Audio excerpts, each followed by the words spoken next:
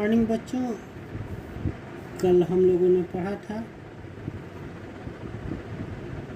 निकट बिंदु, दूर बिंदु और दूर बिंदु के बारे में। लेकिन अब आज हम पढ़ेंगे उससे अगला टॉपिक जो है हमारा है उसके बारे में हम लोग पढ़ेंगे। और अगला बिंदु जो है दृष्टि क्षेत्र है, जिसको हम लोग क्या बोलते हैं इंग्लिश में, फील्ड और व्यू। फील्ड व्यू जैसे मानव नेत्र क्या होता है, क्षैतिज दृष्टि से लगभग 150 डिग्री का होता है। और दृष्टि क्षेत्र क्या होता है इसके बारे में समझ लीजिए। एक नेत्र द्वारा हम एक साथ जितने क्षेत्र को देख सकते हैं वह एक नेत्र का दृष्टि क्षेत्र होता है।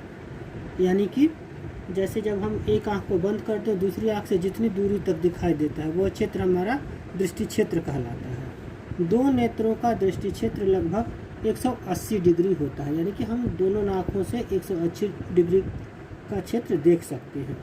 इस प्रकार एक नेत्र के स्थान पर दो नेत्र होने से हमारा दृष्टि क्षेत्र विस्तृत हो जाता है। एक आँख से अगर हम देखते हैं तो 150 डिग्री तक की दूरी को हम लोग देख सकते हैं, लेकिन जब हमारा दो नेत्र से देखते हैं तो दृष्टि क्षेत्र 180 डिग्री का हो जाता है। इससे क्या होता है कि किसी जैसे मंद प्रकाशित धीमे प्रकाश वाली वस्तु को हम वस्तु के संसूचन की सामर्थ्य एक के स्थान पर दो संसूचकों से बढ़ जाती है। अगर कम प्रकाशित कोई वस्तु है और हम दोनों आँखों से अगर उसको देखेंगे तो वो हमें अधिक स्पष्ट दिखाई देती है। दूसरा चीज़, हमारे दोनों नेत्र सिर पर सामने की ओर होते हैं, सामने की ओर होते हैं।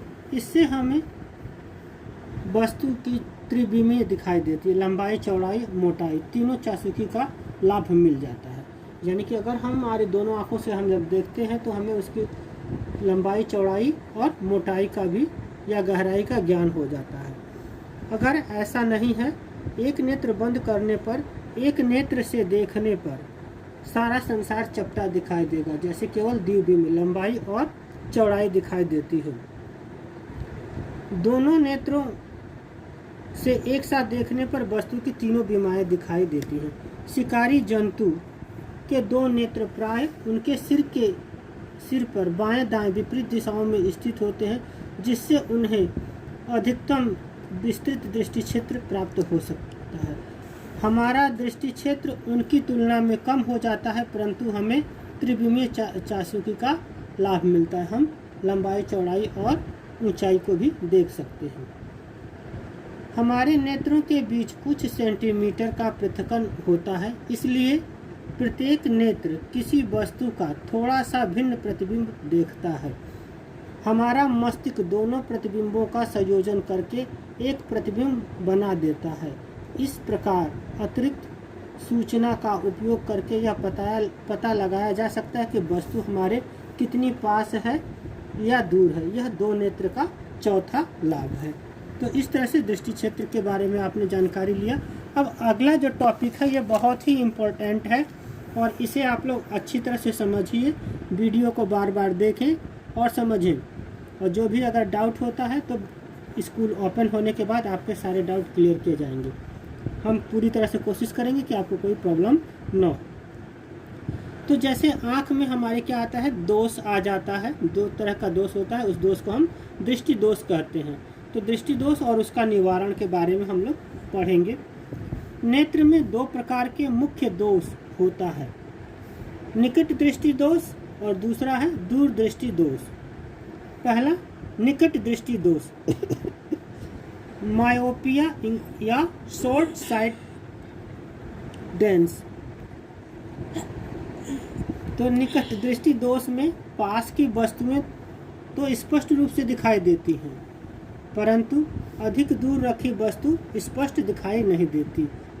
अर्थात नेत्र का दूर बिंदु अनंत पर न होकर कम दूरी पर आ जाता है। संवेदन क्षमता पूर्ण होने के कारण नेत्र का निकट बिंदु भी सामान्य नेत्र के निकट बिंदु 25 सेंटीमीटर से कम दूरी पर आ जाता है।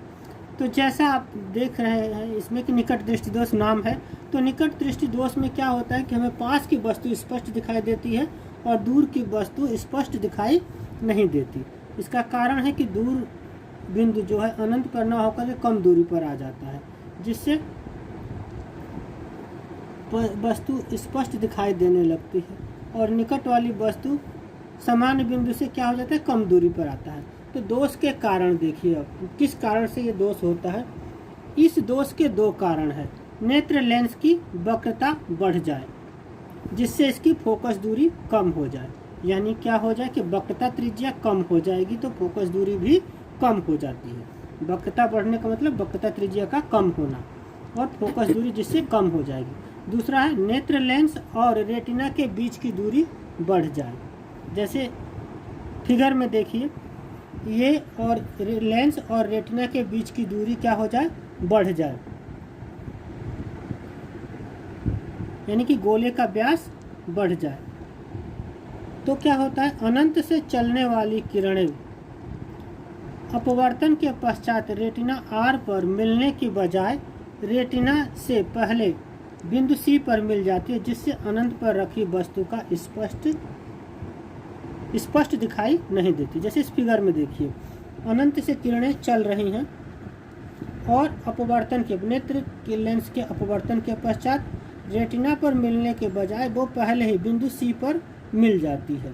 यानी क्या हो गया कि नेत्र लेंस और गोलक का व्यास बढ़ गया, या इसके नेत्र लेंस की वक्रता बढ़ गई जिससे इसकी फोकस दूरी कम हो गई, तो ये पहले ही मिल जाता है।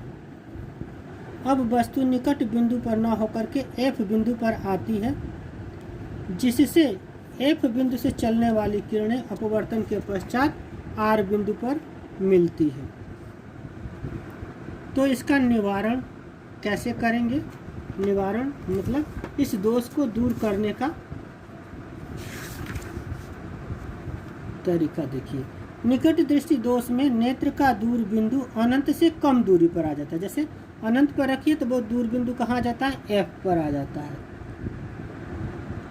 कम दूरी पर ऐसी स्थिति में होता है जहाँ से चलने वाली किरणें बिना समंजन क्षमता लगाए रेटिना पर मिलती है।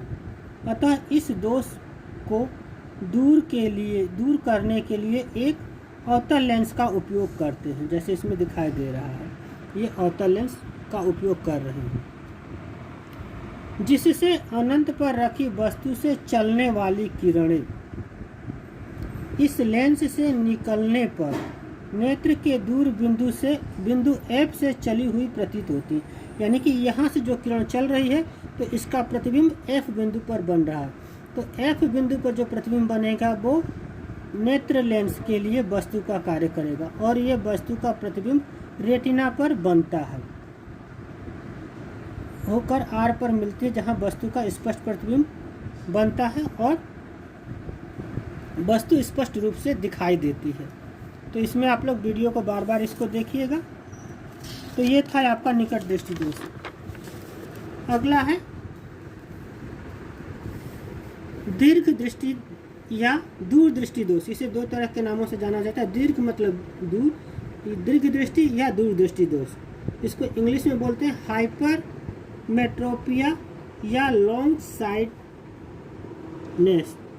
दूर दृष्टि दोष में दूर की वस्तु तो स्पष्ट दिखाई देती है, परंतु निकट की वस्तु स्पष्ट नहीं दिखाई देती, अर्थात नेत्र का निकट बिंदु 25 सेंटीमीटर से अधिक दूर हो जाता है। दोष के कारण, इस दोष के मुख्यतः दो कारण हैं। पहला है नेत्र लेंस की वक्रता कम हो जाए, अर्थात फोकस दूरी बढ़ जाए। वक्रता कम होने का मतलब यहाँ पर क्या हो गया कि वक्रता त्रिज्या बढ़ जाए। वक्रता त्रिज्या बढ़ेगी तो फोकस दूरी भी बढ़ जाती है। दूसरा है नेत्र लेंस तथा रेटिना के बीच की दूरी।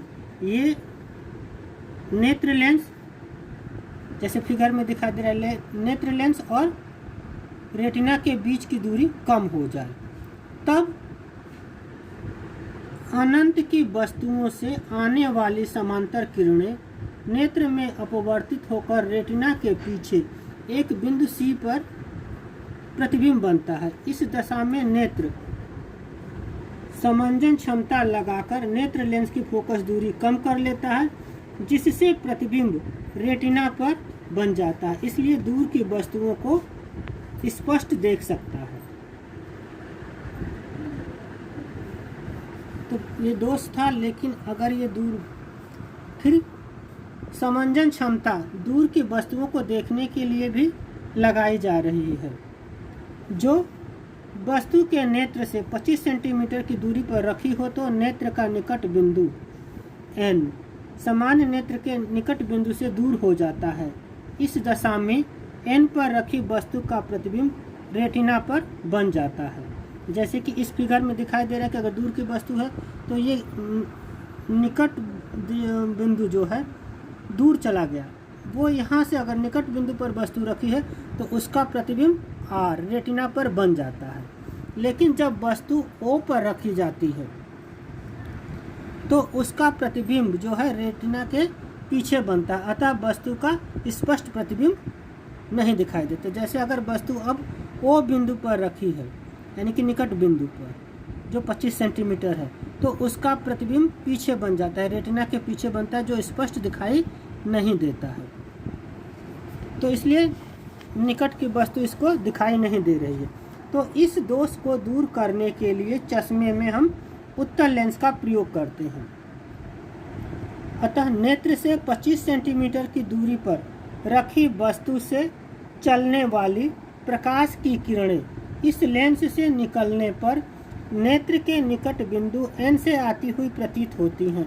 तब ये किरणें नेत्र में अपवर्तित होकर रेटिना पर मिल जाती है, जिससे वस्तु स्पष्ट दिखाई देने लगती है। जैसे इस फिगर में देखिए कि अगर वस्तु O पर रखी है और हमने उत्तल लेंस का प्रयोग किया है, तो उत्तल लेंस से चलने वाली किरणें जो है वस्तु का प्रतिबिंब N पर बनाती है।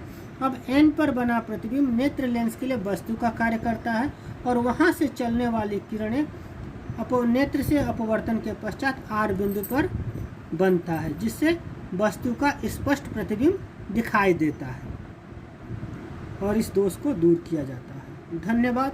वीडियो को अधिक से अधिक लाइक करें और सब्सक्राइब करें।